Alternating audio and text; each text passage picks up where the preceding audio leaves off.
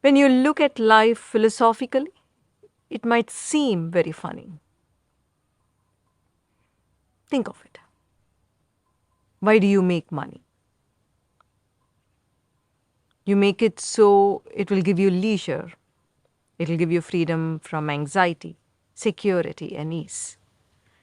But the very act and idea of money gives you the opposite experience. So much of your anxiety, so much of your stress is in the act of making money and also not losing it.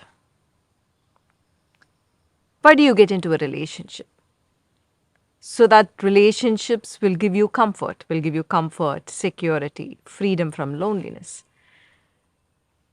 But relationships are anything but this. So much of your experience of relationships is insecurity, suspicion, not wanting to be made use of, definitely loneliness even while you are together. Why do you have children? So that you will be able to share the gift of love to another being, so that you can experience playfulness with a child, so you can feel whole. But parenting experience is anything but this. You are annoyed that they are demanding so much of your love and so much of your time. You feel inadequate. You are very upset that they are not grateful that you gave them life. What are you doing? Where are you running? Why does life feel so topsy-turvy?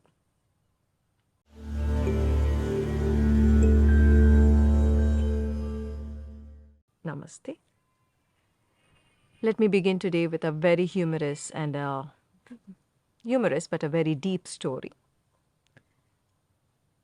It seems an unhappy king has everything he wants and is miserable still.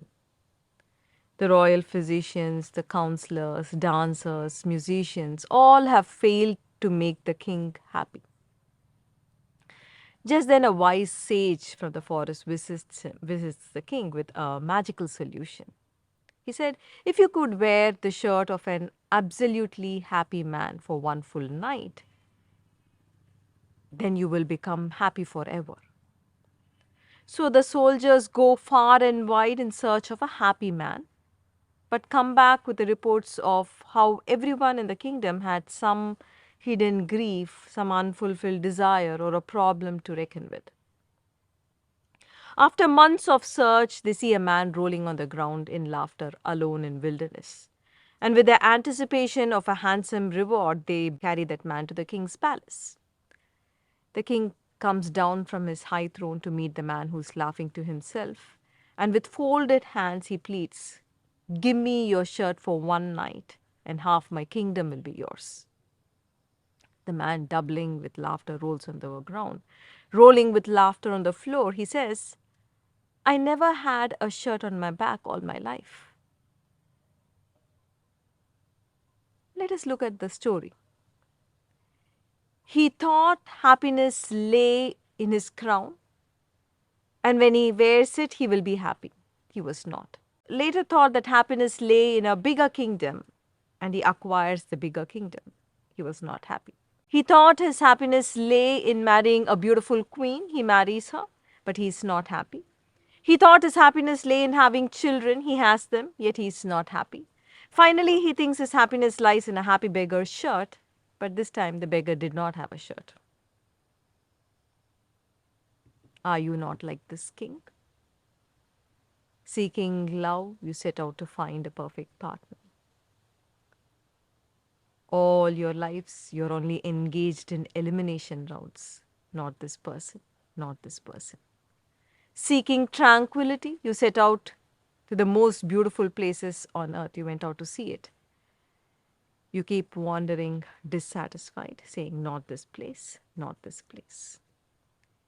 If you heard the inner dialogue that goes on within you, it is a constant negation of life. This person can't give me what I want. This career or this acquisition is not giving me what I want. We live with a noisy, dissatisfied, disconnected consciousness that has no delight. Remember, so many of your problems are not problems of circumstance. We can say that they are a crisis in consciousness. I want you to pause, stop running, internally stop running, and take this moment to be in the present. Sri Krishnaji and I have created Ekam as a center for enlightenment. It is created to birth a new generation of individuals who will be able to find solutions for the numerous challenges that are hurting themselves, their families, and the earth, to find solutions from an enlightened consciousness or a state of oneness. Our consciousness can be seen of as a vast spectrum. On one side of the spectrum is I consciousness. This I consciousness is destructive. On the other side of the spectrum is oneness consciousness. Oneness consciousness is constructive. That is, it is the force and impact of either of these states of consciousness that we feel at any given point in time. So, what is I consciousness? States of anger, stress, loneliness, indifference, apathy. Simply observe the nature of these states. In these states, your thoughts are obsessively preoccupied with yourself. Yourself has become extremely limited. All your thinking is about the I, and I. If your sense of self were to be seen as a circle in I consciousness, neither your family, nor your children, nor your friends, nothing exists. It is a very narrow, limiting circle. It is also a very painful existence, and everything shrinks in this state. Personally, your intelligence shrinks, your wealth shrinks, your relationships shrink, the grace that flow into your life shrinks. It is a very limited existence. You feel as if the whole universe is against you. Let us now take a deeper look at I consciousness. For unless you understand the extent of its influence of this I consciousness on your individual lives, on the society and the civilization, you will not become seekers of enlightenment. If we looked around us, there is one single disease that stares at us. In families as misunderstandings, in organizations as politics, between nations as war, and the disease is separation. At the root of all these separation-driven tendencies is I consciousness. It is a compulsive preoccupation with oneself. Let us now talk of the other end of the spectrum, which is oneness consciousness. Experiences of love, joy, peace, gratitude, compassion, endurance, courage. What is the nature of these states? It is interconnection and oneness. Each of these states of oneness consciousness, these states include yourself and the other, yourself and nature, yourself and the earth. In oneness consciousness, your emotions, your thinking, your decisions, your actions are all inclusive. They take into consideration your well-being as well as the well-being of the other. In oneness consciousness, our sense of self increases, expands progressively until there is no circumference. You become limitless. You are infinite. As you move into states of oneness consciousness, everything grows in life. Connection with the divine grows, grace grows, wealth grows, love grows. Your ability to impact the society and transform grows. You grow into an awareness that you're participating in something much vaster than yourself, and in fact, that you are the whole. In your family, this sense of connection will manifest as enduring love that will grow in spite of your loss of beauty or changing circumstance or changing needs and expectations. In organization, oneness consciousness will manifest as authentic cooperation. This oneness consciousness will create organization with an ecosystem that will give rise to sustained creativity and innovation. Individual assertion and aggression will give way to greater respect for oneself and the other, and greater vitality and commitment. In the committee of nations, it will manifest as great harmony. It will manifest as sharing of resources. Let me share with you a real life story of a couple who owned a steel company. They were from Brazil. This story is to show the power and the magic of oneness consciousness. Their company hit the rock bottom at the end of 2016 due to many factors: economy, China withdrawing from buying steel from Brazil, so many factors. This couple went through a deep mystical experience and a process with me. They were completely open to learning. They were, with great humility, they learned.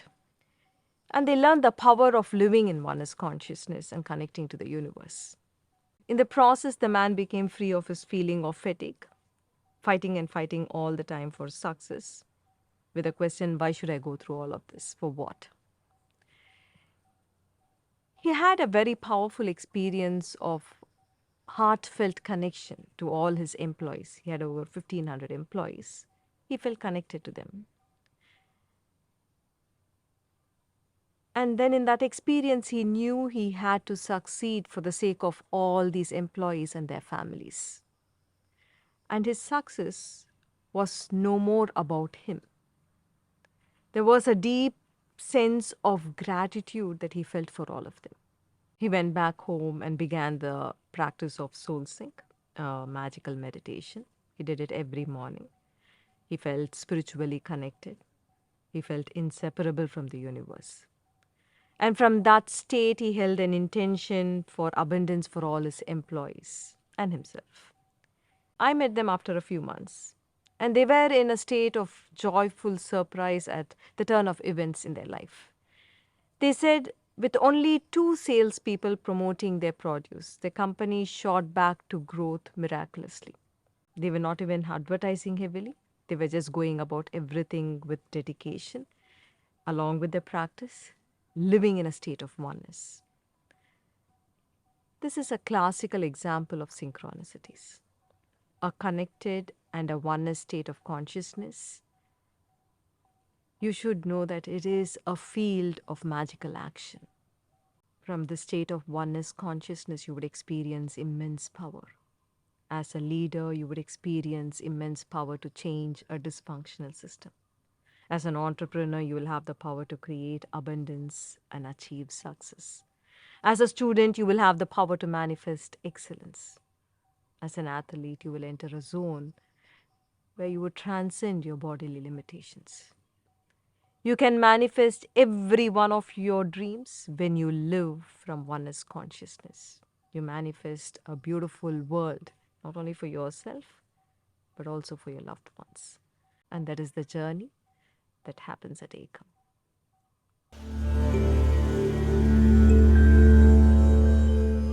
If you're a leader or an aspiring leader, flow with me today. Today, let us explore what needs to happen within you for you to be an enlightened leader. Now, who do you think is a successful leader? Successful business leaders are wiser and quicker in decision making than the rest, which means they are clear thinking, their mind is one that is not cluttered, that is not tied up in knots by conflicts and lack of confidence. Do you have a clear thinking mind? Successful business leaders do not give in to fear when the flow feels against them, which means they are calm and their mind is fearless. Are you fearless? Successful business leaders do not succumb to pressure in challenging situations, which means their mind does not give in to stress. Do you know to walk out of mental stress in any situation?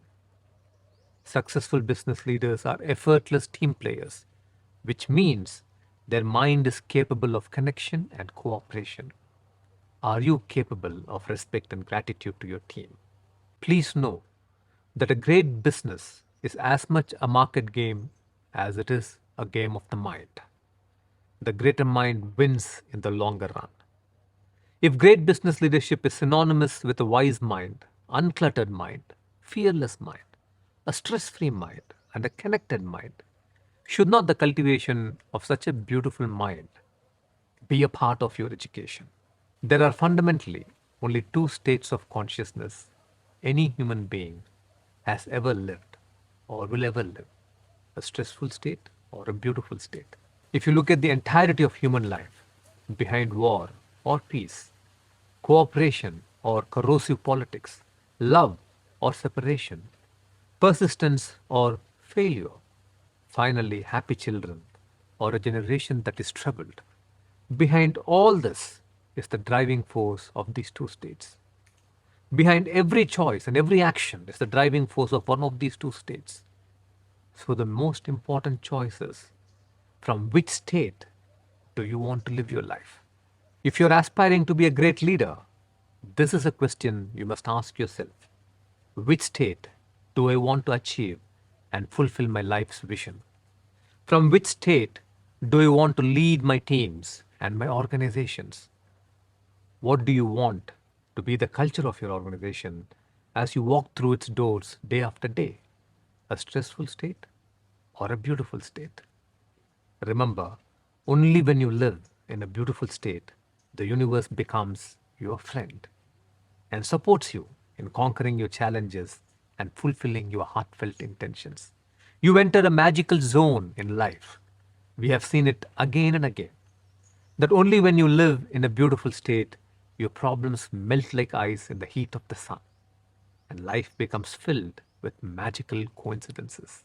When you begin to break through your limitations, you enter a different realm.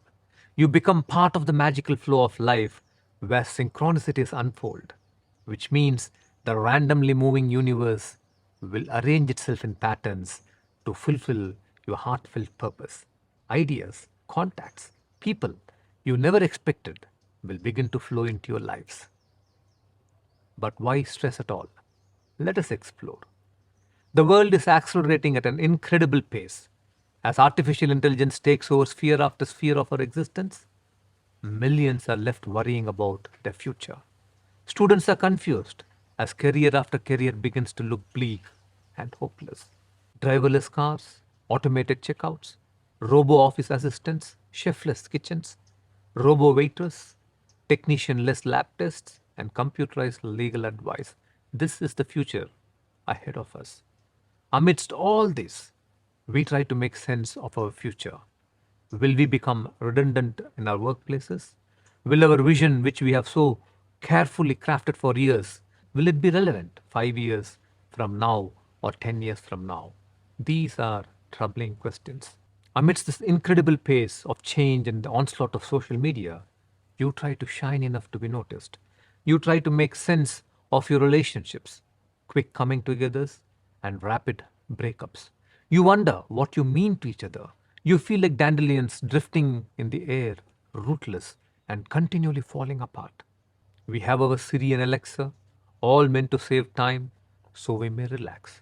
Yet, the irony is, we are more rushed than ever. Our watches vibrate on our wrists, our phones incessantly beep with messages. The result is a generation of human beings who have far less attention span than monkeys in excitement. You are becoming incapable of deep thinking. Under the onslaught of all this, what is happening to you? Your bodies are collapsing under stress and you become obese and tired. You simply don't have the time to pause. You don't have the attention to chew your food. You don't have the energy to breathe fully. Do you know your lungs are actually shrinking under the burden of stress and anxiety? But why? What is the real problem and where lies the solution? At the root of all these problems is disconnection, and the only solution is to move away from the separation driven consciousness and awaken to oneness consciousness. As an aspiring leader, I would like you to enter a new paradigm in consciousness if you have to rise to true greatness. Consider this. What would happen if you address the problems that surround you from oneness consciousness? Do you know what can happen if you address the problems of your health by returning your body to a state of oneness? You will witness the synchronous power of 50 trillion cells working in harmony. Your body will enter a healing zone. Do you know what will happen if you address the problems in your intimate relationships by returning to oneness? The miracle of affection will be born. Your heart will emerge out of its defensive shell and become open. You will bridge any distance that there may be between you and the other and create enduring and true love. Do you know what would happen if we addressed the problems of our earth with a deep awareness of the interconnection of all our life forms? We will see the immense power of Mother Nature to return life to balance, where all life forms can coexist peacefully. If only leaders can have a fundamental shift in their consciousness towards oneness, that oneness will transform their loved ones, their families, their organizations, communities, and the world. Your life and contribution will become positive signatures on human consciousness that will continue to influence generations to come. Every one of you has a circumference that you call mine. Some friends, some family members, some colleague, some race or religion or group. And every time your circumference shrinks, your magical connection with the universe shrinks. Life becomes chaotic. So keep expanding the circumference consciously. Include individuals and groups you had excluded with your judgment earlier. At a physical level, pause more often. Look into people's eyes. Smile with your lips. Smile with your eyes and your souls. At an emotional level, go beyond people's behaviors and appearances and connect to how they actually feel internally. At the consciousness level, include others into your mind. If only you can open yourself to greater connection, you will see that the universe becomes your friend and supports you. To nurture a oneness consciousness does not mean radically changing your lifestyle. You can make a start by dedicating 3 minutes of your time every day. In the early hours of the day, before you enter the relentless race of life, please pause for 2 minutes. Take a couple of deep breaths as if you were inhaling into your heart. Connect to one experience in your life where you felt loved totally, where you felt understood completely, where you felt appreciated truly or accepted fully. It does not matter whether this experience of love happened to you yesterday or many years ago. All you need to do is to feel it, relive it in the now. And when your heart comes alive with this love, radiate this love internally to anyone you choose, whether a stranger or a loved one. This practice of heartfelt connection increases blood flow into the mid prefrontal cortex of your brain and the anterior cingulate, opening you to connection and oneness.